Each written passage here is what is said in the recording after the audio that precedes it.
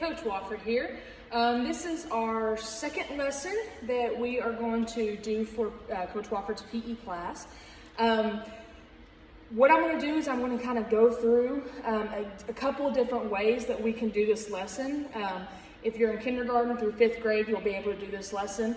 But I'm going to start off with kindergarten, something kind of easier, and then I'll move on to the upper grades and what you can do.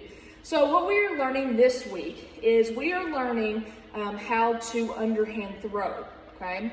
So if you had me last year, we did work on this 1st grade and up. The kindergartners, you guys are going to be working on just catching, okay, throwing and catching. So we're going to go ahead and get into this.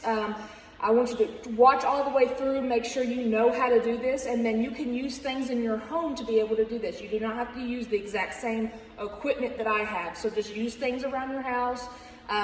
You can do competitions with if you have brothers and sisters or your parents, whatever you would like to do. Just make sure you're up, moving around, and being active, okay?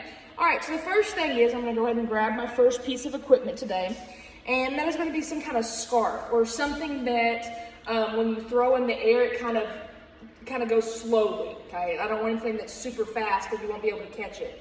So this is mainly for our kindergartners and maybe 1st graders, okay? To work on keeping your eye on an object and then catching it, okay? So what you can do, and parents, you can join in on this as well, is you can throw it up and work on catching it with one hand. At first, if you need to throw it up and catch it with 2 hands, that's fine with me. Okay, and then once you start getting more comfortable with it and you start understanding it and watching it come down in the air, you can catch it with one hand.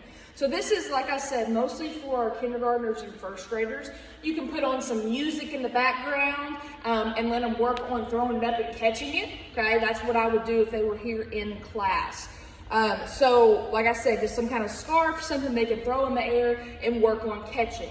All right, so once they get the hang of that, and this can be used for kindergarten, 1st, 2nd, 3rd, 4th, 5th, it does not matter. Get some kind of ball. Once again, it doesn't matter what kind of ball. This one's squishy. It's not super hard, so that way if you get hit with it, it's not going to hurt. And this is a cup from Hideaway Pizza. So just something simple that maybe you can find a cup around the house. Just make sure the ball can fit into the cup. So what I do with this is I get the kids to work on watching the ball in the air and then moving an object to catch it. So with the littles, I usually call this the ice cream cone, and this is the ice cream. Once again, you can do this K through 5. It does not matter, just to practice a little bit. Older ones, if you guys would want to do this, just throw it up higher. Work on moving and catching. One thing I will say is you have to keep your eye on the ball, on the object in the air, okay? The second thing is you got to make sure you move, all right? So I'm right-handed, so I hold the ice cream cone in my right hand because that's what I'm trying to catch with. My left hand's the one that's going to toss in the air.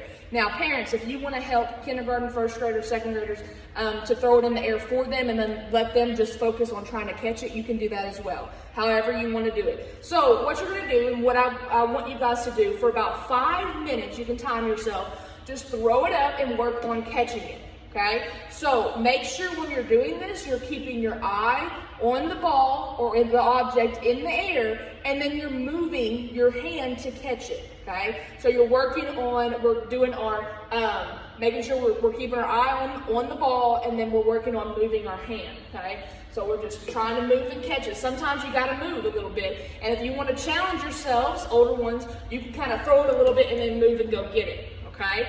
And if you don't catch it every time, that's okay. As long as you guys are getting close, even if it hits the side, that means you're keeping your eye on it. You just got to move your hand, okay, a little bit faster. So just work on that a little bit. That will help you work on your catching, keeping your eye on the ball, because in a lot of sports and a lot of things that we do in PE, you have to keep your eye on the object, okay? All right, so the next thing, this is kind of this would be for the older ones, but the little ones can do this as well, okay? As you can see, I have in the back, I have 3 different baskets set up, okay? And in class, the way we do this is like the first bucket would be 5 points, the second bucket would be 10, and the last bucket would be 15 points. And what you can do is you can make this a little competition. I suggest that you work at it first, trying to aim and hit your target. So your targets are going to be the baskets. So what I would do is I would work on that first, and then maybe do a little competitions with your brothers, sisters, parents, whoever you live with.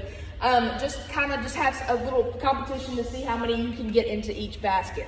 Once again, it doesn't matter what kind of ball you have, okay? As long as you have some type of ball. I wouldn't use a basketball or a soccer ball because those are too big, but just something smaller that you can just kind of toss. So this week we're working on underhand throwing. So we worked on trying to catch a little bit. Now we're going to work on our underhand throw. So there are 3 easy steps for an underhand throw. Now, the way that you are looking at me right now, you can mirror what I do, or you can do the actual arm. So I'm right-handed. So if I'm turned around and you're looking at me, this is my right hand. So I do most sports right-handed. So the ball would be in my right hand, okay? So the first step is to step.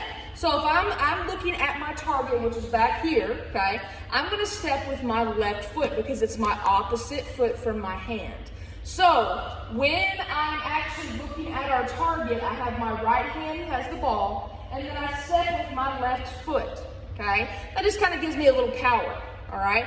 I also make sure my knees are bent as well with that, okay?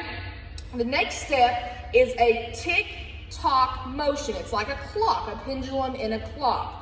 Okay, so when I step, I step, and then I put my arm back, that's the tick, and then I have the tock, okay? So 3 easy steps. So you have your step, opposite foot, tick, tock.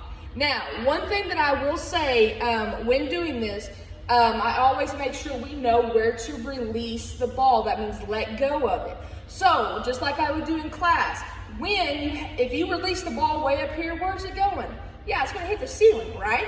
If I release the ball way down here, it's going to roll on the floor, okay? So the easiest way for you to figure out how to throw an underhand pass would be where your belly button is. So where your belly button is about where you should be releasing the ball, okay? So for me, mine would be about right here, and I release the ball right here. So once again, the steps are step, opposite foot, mine would be my left, okay?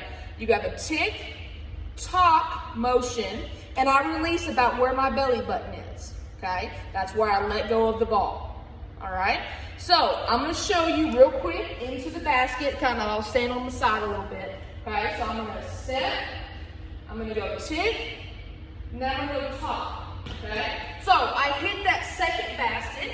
So in your game, when you're playing, a lot of times what I will do is, as long as you hit the target, you get your point. So it doesn't have to necessarily go in, so as long as you hit it. All right, so once again, it's step with your opposite foot. You got your tick, tock motion, okay? You release about where your belly button is, all right? So this is just our underhand throwing, just working on trying to get it to a target.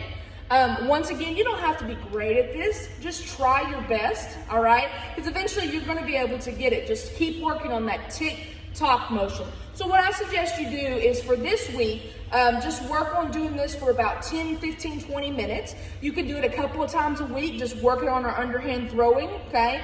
And then once we come back together next week, okay, we're going to work on another how-to. Okay, so this week's how-to was how to throw an underhand pass, okay? So do not forget our cues, our steps, once again, our step, opposite foot, we've got tick, and then tock, okay? All right, I hope you guys have a great week. If you have any questions, just let me know. You can see my email at cwofford8068@pcssd.org, okay? Have a great week. Stay safe, stay healthy. Get up and make sure you're exercising. All right, see you later.